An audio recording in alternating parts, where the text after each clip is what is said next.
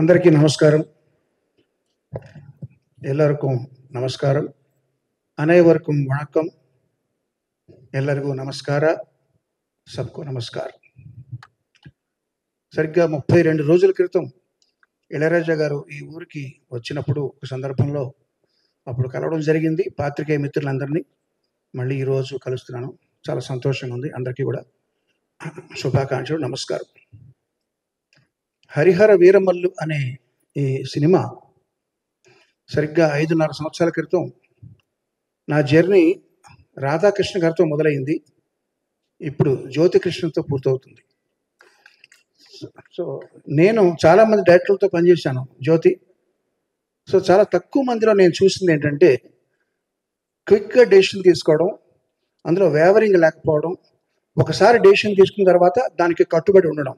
అది చాలా డైరెక్టర్స్లో నేను చూసిన అరుదైన క్వాలిటీ. ఆ క్వాలిటీ ఉంది కాబట్టి చాలా మంచి భవిష్యత్తు ఉంది జ్యోతి.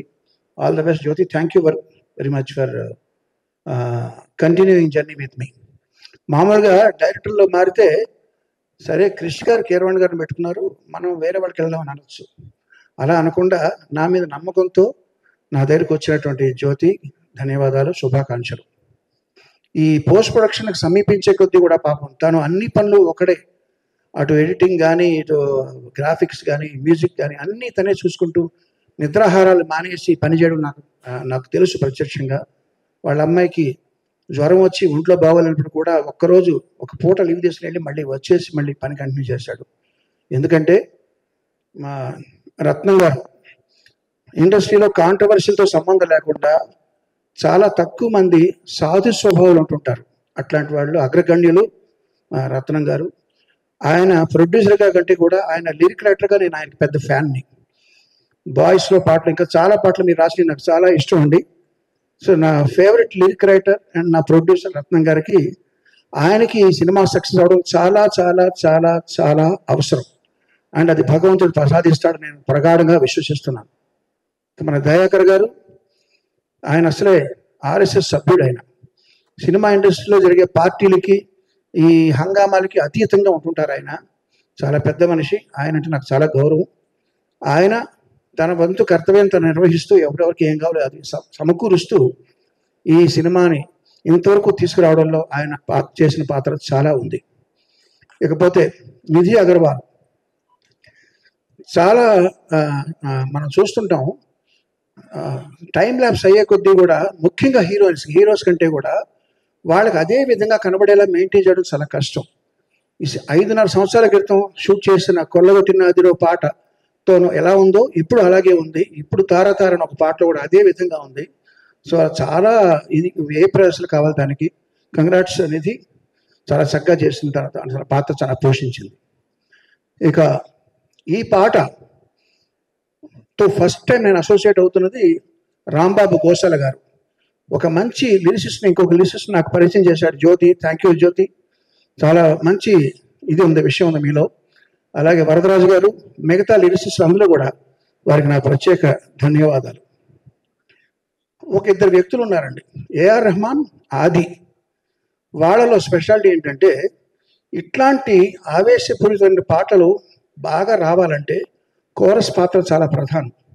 ఇందులో మీరు గమనించారో లేదో, సోలో వాయిస్ లేదు, మొత్తం అంతా కోరసే పాడారు. ఇదివరకు మేము ఒక పాట ఎస్పి బాలు, చిత్ర, బృందం అని ఇచ్చేవాళ్ళం క్రెడిట్స్.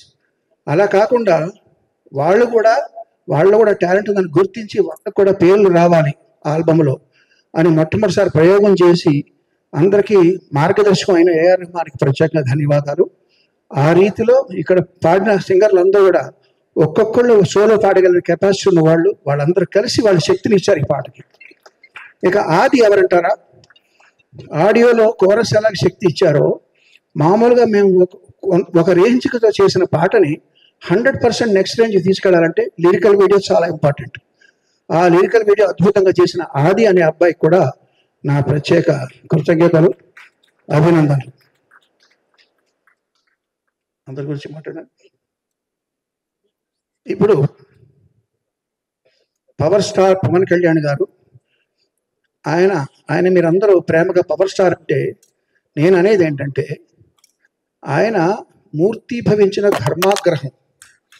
ఆగ్రహం వేరు, ధర్మాగ్రహం వేరు.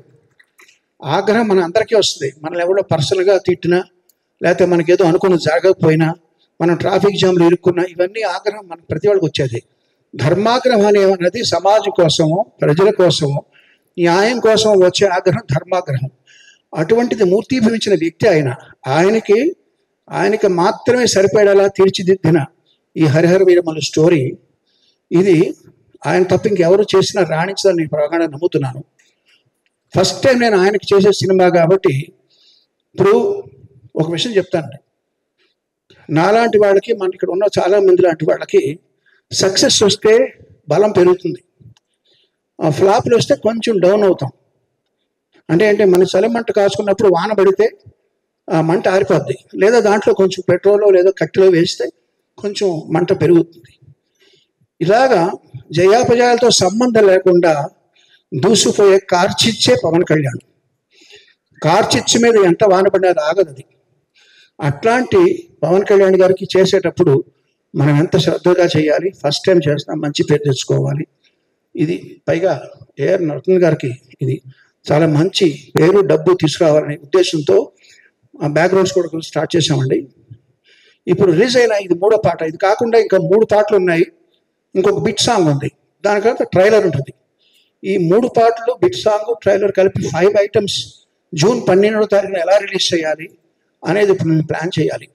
అది తక్షణం మా ముందర ఉన్నటువంటి గురుతరమైన బాధ్యత. సో అది వారానికి 1 లేకపోతే వారానికి 2, చాలా ఇంకా 20 days ఉందా రిలీజ్. ఈ 20 daysలో మేము ఇది కాన్సన్ట్రేట్ చేయాలి. సో అదే మా కర్తవ్యం. సో పవన్ కళ్యాణ్ గారు ఇంకో విషయం చెప్తానండి. ఇందులో ఒక ఐటమ్ సాంగ్ ఉంది, తార తార అని ఐటమ్ సాంగ్. ఈ ఐటమ్ సాంగ్లో మీకు తెలుసు, మామూలుగా రొమాంటిక్ గీతాల కంటే ఐటమ్ సాంగ్లో కొంచెం శృతి మించి ఉంటాయి మాటలు. అందులో ఆయన కోసం మేము ఉద్దేశించి రాసిన కొన్ని వాక్యాల్ని, లేదండి నేను ఇప్పుడు బాధ్యత ఎక్కువ ఉంది నా మీద, అవన్నీ తీసేయండి, అవి కూడా మీరు తీసేసి మళ్ళీ చేయండి అని చెప్పారు. సో ఆయన నిబద్ధతకి, ఆయన తీసుకుంటున్న బాధ్యతకి అది ఒక నిదర్శనం. సో అట్లాంటి పవన్ కళ్యాణ్ గారితో ఫస్ట్ టైం చేస్తున్న సినిమా ఇది చక్కగా వస్తుంది నమ్ముతూ, మీరందరూ ఆదరిస్తారని ఆశిస్తూ, జూన్ 12వ తారీఖు కోసం ఎదురు చూస్తూ అందరికీ నమస్కారం, ధన్యవాదాలు. సరే, నాకు గిట్ట ఉన్నాయి